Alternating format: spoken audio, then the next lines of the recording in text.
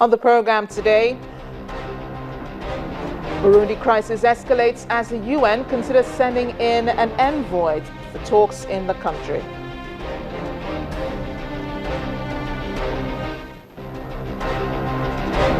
Cholera outbreak reported in Kenya's largest refugee camp.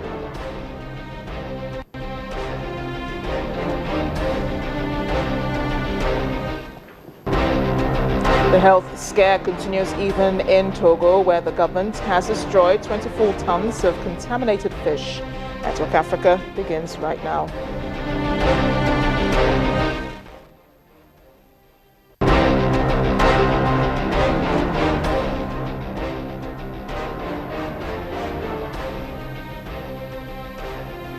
Welcome to Network Africa. I am Amarachi Ubani, and just before we begin the program, I'd like to bring your attention to breaking news now. Jose Mourinho has been sacked as Chelsea manager.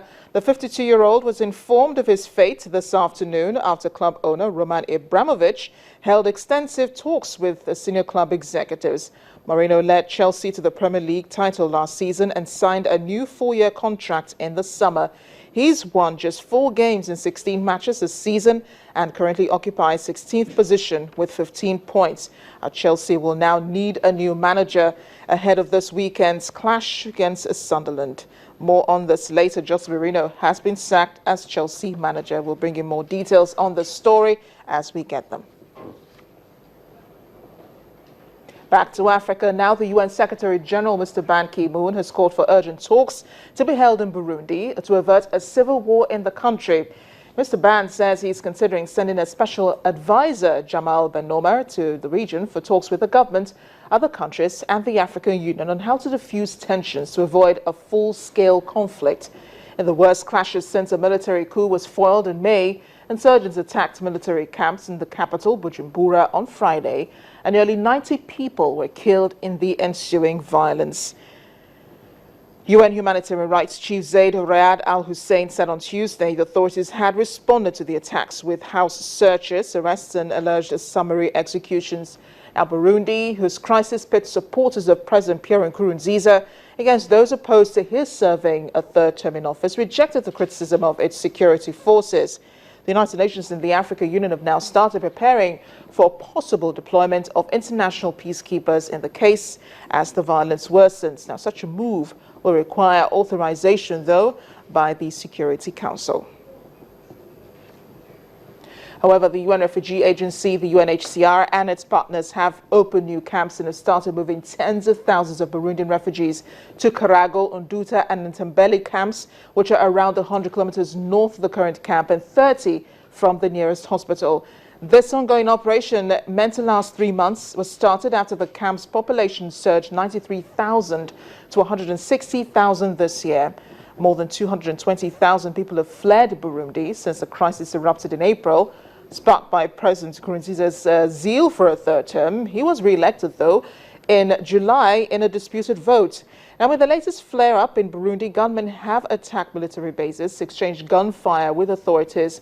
The death toll so far counted has been 90 people dead from the conflict. Now, in Tanzania, aid agencies have been moving up 1,500 refugees a day from Yaragusu to the new sites since October, starting with 27,000 people living on flood-prone land. The relocation is happening during the rainy season, so it's a bit difficult, and more refugees are expected to arrive in the country after continued fighting at home. The US and other Western powers have voiced their concern over Burundi. They've called for people to leave the country as soon as possible and are warning against travel to Burundi. The crisis, we remember, started from a civil war in 2005. It could plunge the country back to an ethnic conflict, which is what Western countries are trying to avoid.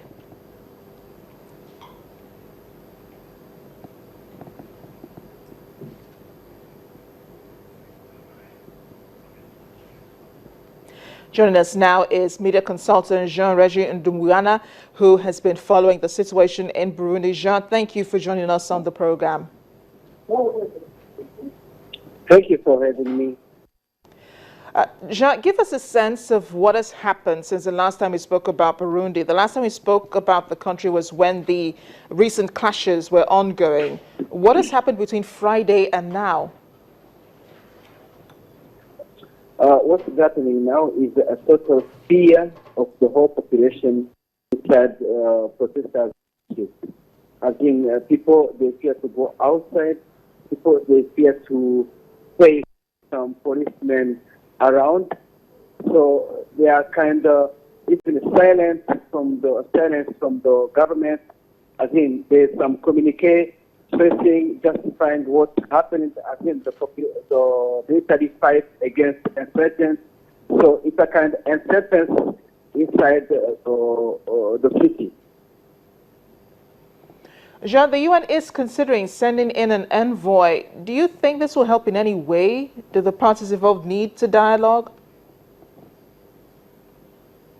It's a must for the international community to come up with a dialogue between the belligerents. But the problem is, no one is having as a step to go to the dialogue. I think the government is going to dialogue. And the government have been saying that we can go to the table for negotiations with folks who are using arms. So it's like the government who doesn't want to go to the table for negotiations. So this is the main issue. The other issue is the mediator himself. Museveni is not doing his job. So this is a big problem. Maybe the mediator should be changed, maybe take to another level. So this is the problem of this dialogue, no matter how much is needed. But having spoken to the people, I'm sure you sampled one or two opinions, Jean. What do Burundians themselves consider a solution to the crisis? The solution people are having is like an armed intervention. I think if things go just worse, there should be an international force here in Burundi, which is the most needed by the population.